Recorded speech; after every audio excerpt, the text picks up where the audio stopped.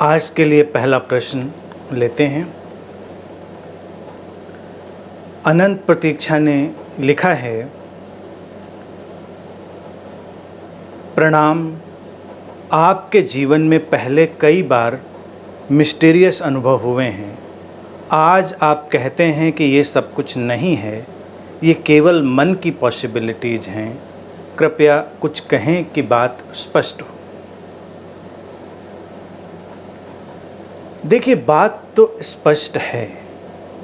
जो भी हम कह रहे हैं वो बात पूरी तरह स्पष्ट है, बस उसको एक बार और इत्मीनान से समझें। मिस्टीरियस अनुभव, कोई भी अनुभव जिनको हम ध्यान के जगत में या अध्यात्म के जगत में बहुत महत्व देते हैं, उनका आधार क्या है? देखिए, ज़्यादातर जो ये धार्मिक जगत फैला हुआ है वो ऐसी ही अनुभूतियों और अनुभवों के धरातल पर विकसित हो जाता है, जो कि छद्म है, स्यूडो है। दो बातें इसमें बहुत साफ साफ समझनी पड़ेंगी कि जो अनुभव व्यक्ति को घटता है जो अनुभव घटता है व्यक्ति को, वो सच होता है।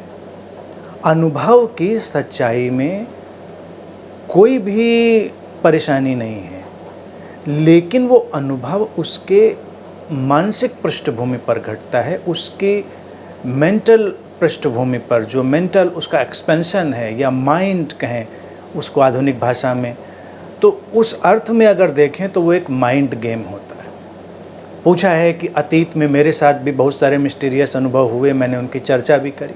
हाँ, बिल्कुल, उन सारी चीज़ों को मैंने रखा, बताया, और उसके दो समझने के ढंग हो सकते हैं कि एक ये कि ये इसका एक क्लासिक ढंग है, जैसे लोग इसको एक्सप्लेन करते हैं, बताते हैं, वैसे रख दिया।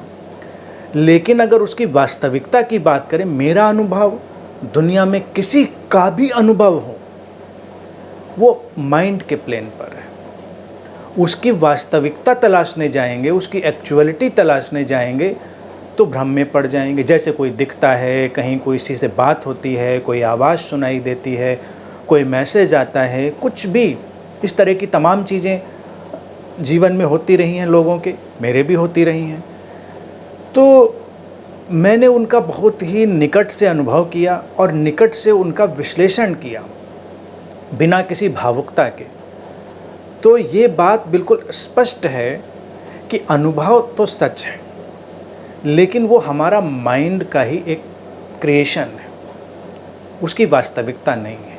जैसे अगर तुम देखो कि कोई संत, कोई ऐसी चेतना तुम्हारे पास आ गई, तुमसे बात करी उसने, ठीक है, हो सकता है बात में तुमसे वो मैसेज दे, संदेश दे, वो भी तुम्हें सार्थक रूप से मिल सकता है, क्योंकि संदेशों की जो पृष्ठभूमि है वो बड़ी व्यापक हो सकती है।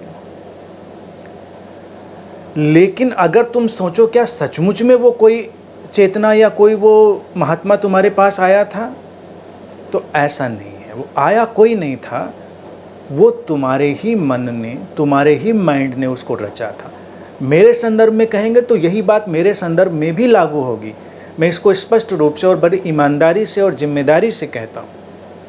कोई इसमें घालमेल नहीं है, ना किसी चीज़ को गलत सिद्ध करने की कोशिश है, ना किसी चीज़ को सही सिद्ध करने की कोशिश है। ऐसा ही है।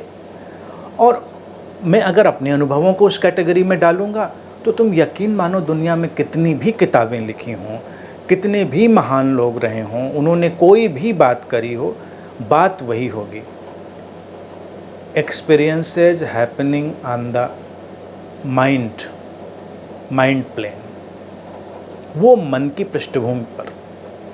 मन की पृष्ठभूमि से कुछ भी बाहर नहीं होता। अब जब ये कह दिया जाता है ये मन से आया है, माइंड से आया है, तो कई लोग इसमें बड़े कंफ्यूज होते हैं। किसी को धक्का भी लगता है, अच्छा तो सब बेकार है क्या? नहीं, बेकार नहीं है। हम अपने माइंड को या मन को अंडर एस्टिमेट क्यों करते हैं? मन की बहुत क्षमताएं हैं। और फिर कई बार तुमको ये तर्क उठेगा, वो तर्क मुझे भी उठते थे पहले कि अच्छा इस बात को तो मैं जानता नहीं था, इस चीज़ के बारे में तो मैंने सुना नहीं था, इसका तो मुझे कोई ज्ञान नहीं था, फिर भी ये चीज़ ऐसी क्यों मेरे सामने आई या मैंने ऐसा क्यों देखा।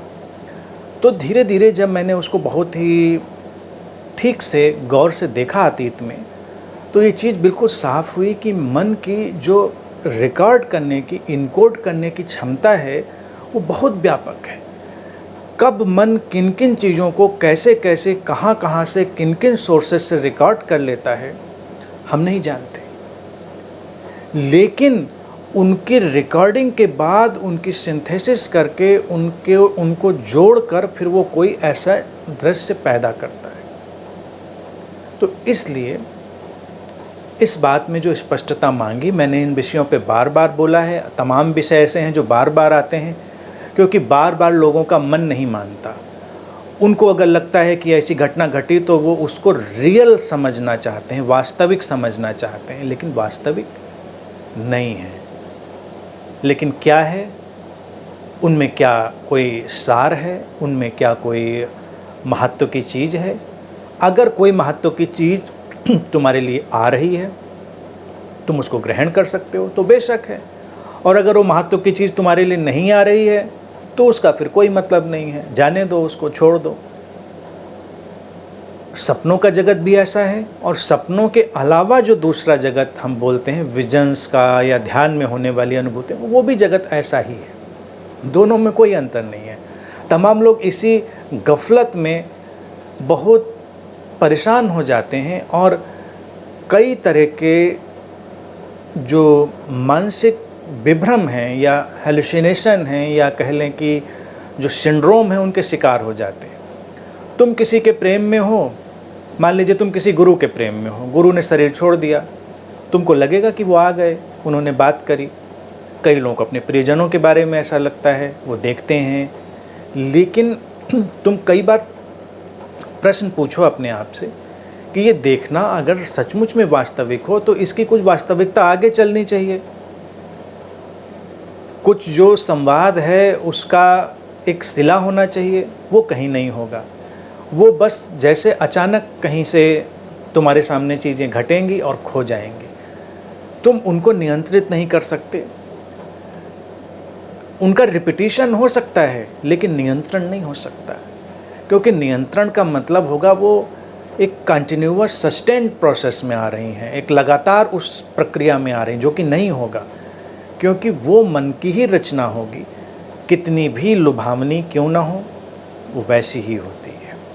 तो बिना किसी कन्फ्यूजन के बिल्कुल अपफ्रंट आंसर यही है कि वो मेरे अनुभव हों या किसी के भी अनुभव हों, वो माइंड के प्लेन से बाहर नहीं होते हैं। ये माइंड ही है, ये मन ही है जो सारे अनुभवों को रचता है, देखता है, एनालाइज करता है, महसूस करता है। ये सब उसका ही कार्य व्यापार है।